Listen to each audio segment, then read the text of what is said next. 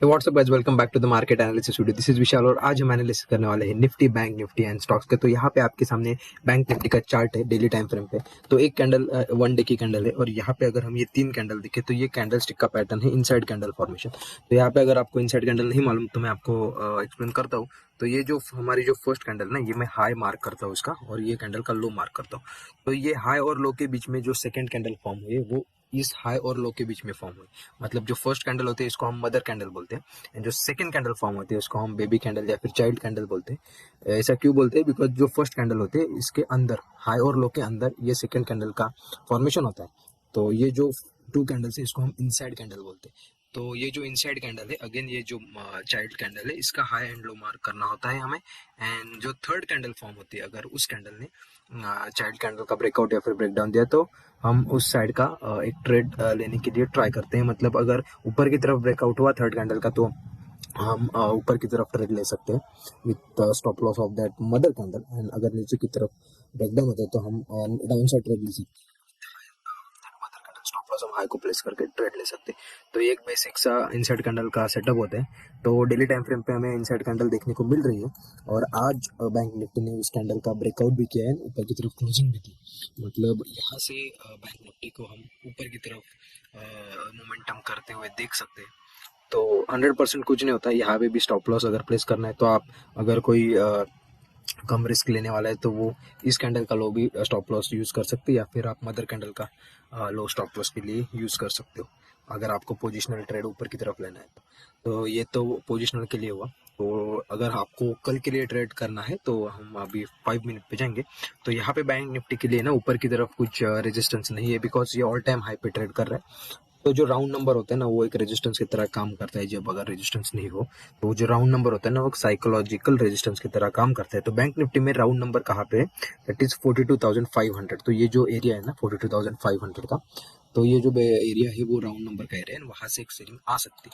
तो एग्जैक्टली 42,500 से सेलिंग नहीं बोल रहा हूँ मैं, बिकॉज ये जो रेजिस्टेंस होते हैं ना, वो एक लाइन नहीं होती, वो एक एरिया होते हैं। तो हम 42,500 से लेकर 42,560, तो ये जो 60 पॉइंट की जो रेंज है ना, वो हमारे लिए रेजिस्टेंस की रेंज है, बिकॉज ये राउंड नंबर का एरिया। तो यहाँ पे अगर आप आज की मोमेंटम देखें तो आज बैंक निफ्टी साइडवेज रहा है पूरे दिन, अराउंड 3 PM तक यहाँ पे साइडवेज रहा, उसके बाद एक शार्प ऊपर की तरफ मूवमेंट आई है। तो एंड में एक स्ट्रॉन्ग बाइंग आई है, एंड बेसिकली अगर एंड में स्ट्रॉन्ग बाइंग आती है तो वो एक इंस्टीट्यूशनल इन्वेस्टर या फिर एक बड़े इंस्टीट्यूशन से आती है, दैट इज एफ आई और डी आई। तो यहाँ पे एक स्ट्रॉन्ग पॉसिबिलिटी है कि मार्केट यहाँ से बुलिश हमें मूवमेंट दे सकता है। पर यहाँ पे अगर आप देखो तो एक 90 डिग्री में मूवमेंट आई है। एंड अगर बैंक निफ्टी कल डायरेक्टली गैप अप ओपन होती है, ये हमारा जो एरिया है ना यहाँ पे ओपन होती है, तो यहाँ से एक अगेन प्रॉफिट बुकिंग हमें फर्स्ट हाफ में देखने को मिल सकती है। तो कल के लिए बैंक निफ्टी का ट्रेड प्लान क्या है? अगर बैंक निफ्टी 42,500 से लेकर 42,600, ये जो 100 पॉइंट का एरिया ना, यहाँ पे अगर गैप अप ओपन होती है डायरेक्टली, तो फर्स्ट अगर 1 मिनट की कैंडल, अगर सेलिंग की रेड कैंडल आती है या फिर कोई भी ग्रीन कैंडल आती है, तो फर्स्ट कैंडल का लो मार्क करने के बाद उसे उसके ब्रेकडाउन पे हम नीचे की तरफ ट्रेड लेंगे। हमारा जो फर्स्ट टारगेट होगा वो, अगर नीचे की तरफ हम देखें तो यहाँ पे 42,350 फर्स्ट टारगेट, सेकंड टारगेट 42,232, ये दो टारगेट के लिए आप बैंक निफ्टी में डाउन साइड के लिए ट्रेड कर सकते हो। अगर गैप अप ओपन होता है तो एक प्रॉफिट बुकिंग के लिए हम ट्रेड करेंगे।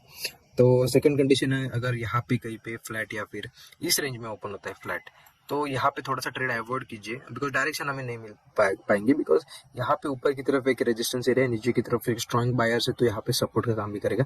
तो अगेन वॉलेटिलिटी दिखाएगा, और उसके बाद अगर रेंज बनाई पहले 1-2 घंटे में, उस रेंज का ब्रेकआउट या फिर ब्रेकडाउन पे आप ट्रेड कर सकते हो। तो जो थर्ड कंडीशन वो है गैप डाउन। बैंक निफ्टी अगर गैप डाउन ओपन होती है सीधा 42,200 के नीचे, यहाँ पे कहीं पे अगर गैप डाउन ओपन होती है, तो ये जो पॉजिटिव सेंटीमेंट है ना, इसमें अगर गैप डाउन ओपन होता है तो यहाँ से पैनिक क्रिएट होता है मार्केट में मोस्ट ऑफ द टाइम।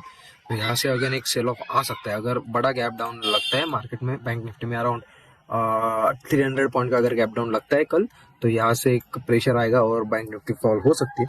तो नीचे की तरफ उसका अगेन सपोर्ट है 41,950, दूसरा सपोर्ट है 41,900, और अगर ये भी ब्रेक होते तो यहाँ पे सीधा गैप पेंडिंग है, तो ये गैप भी फिल हो सकता है, दैट इज 41,630।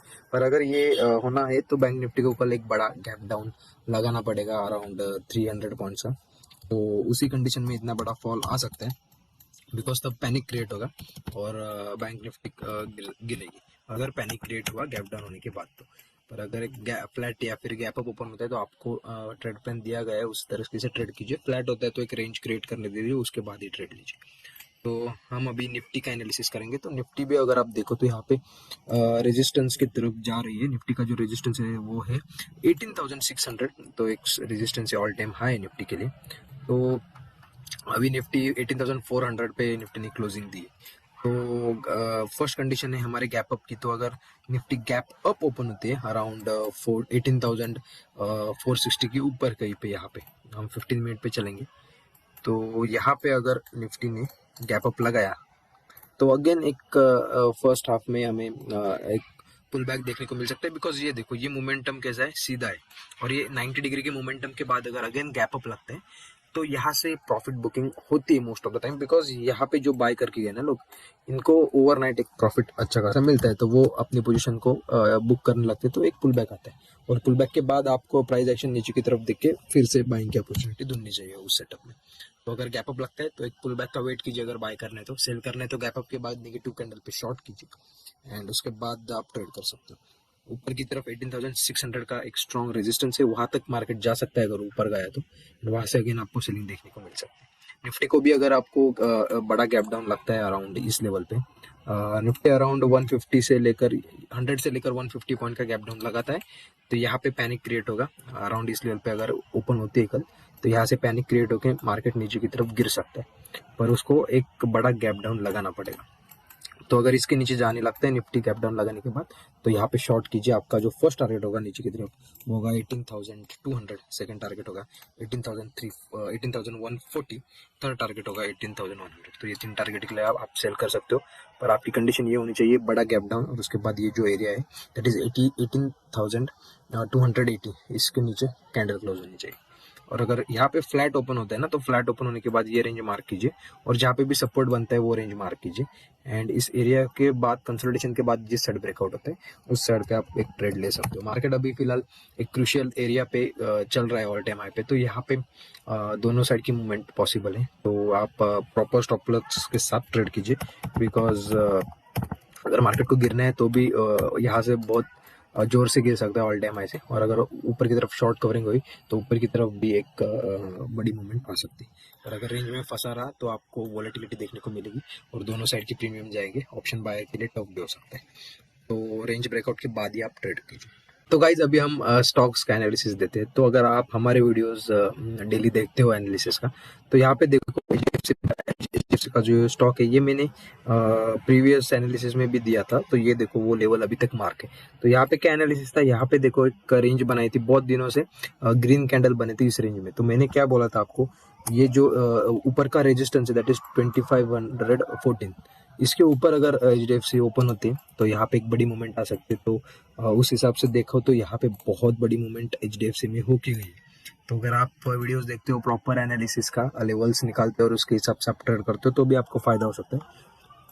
और आप सीखने पे ध्यान दीजिए। यहाँ पे प्रॉफिट कमाना हमारा मतलब आप प्रॉफिट कमाइए हमारा गोल नहीं है हमारे एनालिसिस वीडियो से। आप सीखिए और सीखने के बाद आप खुद से ट्रेड कीजिए, पर सीखने के लिए आपको प्रॉपर वीडियो देख के उस हिसाब से लाइव मार्केट में उसको टेस्ट करना चाहिए।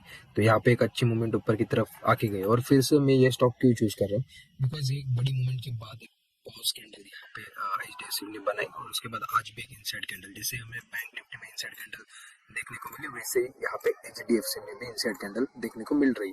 तो सिंपल है, इस रेंज में ओपन होता है, जिस साइड भी रेंज ब्रेकआउट होगा उस साइड आप ट्रेड कीजिए।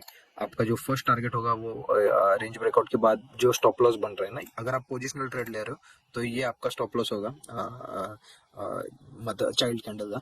तो आप इससे 2 गुना टारगेट एक्सपेक्ट कीजिए। अगर आप इंट्राडे कर रहे हो तो रेंज ब्रेकआउट के बाद 15 मिनट कैंडल का जो लो है वो मार्क कीजिए, एंड वहाँ पे स्टॉप लॉस लगाए, और उसका मिनिमम 1:2 का टारगेट आप प्लान कीजिए। ऊपर की तरफ कौन से रेजिस्टेंस है वो देखकर आप प्लान कर सकते हो। और अगर ये नीचे की तरफ ये क्लोजिंग देता है ओपन होने के बाद, तो यहाँ पे एक पैनिक क्रिएट हो सकता है। बिकॉज यहाँ पे सपोर्ट सीधा देखो, ये लॉन्ग बाइंग है ना, यहाँ पे सपोर्ट नहीं है, डायरेक्ट सपोर्ट हमें फिर से इसी जोन की तरफ दिखने को मिल रहा है, और एक ये एरिया है यहाँ पे एक सपोर्ट है। तो यहाँ से एक सेलिंग अगर नीचे की तरफ आती है तो यहाँ तक तो आएगी 2600 तक, एक राउंड नंबर भी, और ये ब्रेक होता है को नीचे की तरफ भी ओपन। तो ये रेंज निकालिए, दैट इज 2637 नीचे की तरफ, ऊपर की तरफ 2688, और जिस भी साइड ब्रेकआउट या फिर ब्रेकडाउन हो वहाँ पे आप ट्रेड कर सकते हो। तो ये HDFC के लिए था। तो सेकंड स्टॉक है वो है SBI। तो SBI भी मैंने दिया था, जैसे ये देखो SBI में भी मार्क है, तो यहाँ पे बोला गया था जिस साइड ब्रेकआउट होगा उस साइड आप मूवमेंट एक्सपेक्ट कर सकते हो। तो यहाँ से भी इंट्राडे मूवमेंट भी दी थी, उसके बाद एक पोजिशनल मूवमेंट भी एक 5 to 6% की दी थी, और यहाँ पे अगेन एक गैप भी फिल किया है नीचे की तरफ, एंड गैप फिल करने के बाद एग्जैक्टली उसी गैप से यहाँ पे आज की बाइंग आई। तो यहाँ पे SBI को हम बुलिश की तरफ ट्रेड करने के लिए देखेंगे, बिकॉज यहाँ पे बुलिश प्राइस एक्शन बना रहा है, एक ऊपर की तरफ मूवमेंट, उसके बाद ये गैप क्रिएट हुआ था, वहां तक रिटेस्ट, एंड आज उस गैप के एरिया से एक बाइंग आई है। तो यहाँ पे भी इनसाइड कैंडल बनी है, तो हम ये मार्क करेंगे उसकी चाइल्ड कैंडल को, एंड जिस भी साइड SBI ब्रेकआउट या फिर ब्रेकडाउन देगी उस पर हम ट्रेड करेंगे। यहाँ पे बुलिश थोड़ा सा बायस है, बिकॉज एक गैप फिल होने के बाद बुलिश कैंडल बने, तो यहाँ से अगेन कंटिन्यू कर सकते हैं ऊपर की तरफ। तो 600 राउंड नंबर भी है, तो 600 के ऊपर 15 मिनट की कैंडल क्लोज होती है, तो बाय साइड का ट्रेड कीजिए। आपका जो फर्स्ट टारगेट होगा वो होगा 608, सेकंड टारगेट होगा 614, थर्ड टारगेट होगा 690। तो ये 3 टारगेट के लिए आप ऊपर की तरफ बाय कर सकते हो 600 के ऊपर अगर 15 मिनट की कैंडल क्लोज होती है तो। एंड सेलिंग के लिए आप 592 के नीचे अगर कैंडल क्लोज होती है 5 मिनट की, तो सेलिंग के लिए प्लान कर सकते हैं। आपका फर्स्ट टारगेट होगा 586, और जो सेकंड टारगेट होगा वो सीधा 568 का होगा। तो ये SBI के लिए था। तो सिंपल लेवल्स होते हैं, सिंपल एनालिसिस होता है, उस पर आपको डिसिप्लिन से ट्रेड करना होता है।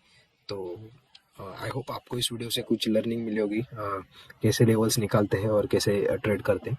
तो अगर आपको कुछ इस वीडियो से मिला होगा तो प्लीज़ इस वीडियो को लाइक कीजिए, शेयर कीजिए, एंड हमारे चैनल को सब्सक्राइब कीजिए। Thank you for watching.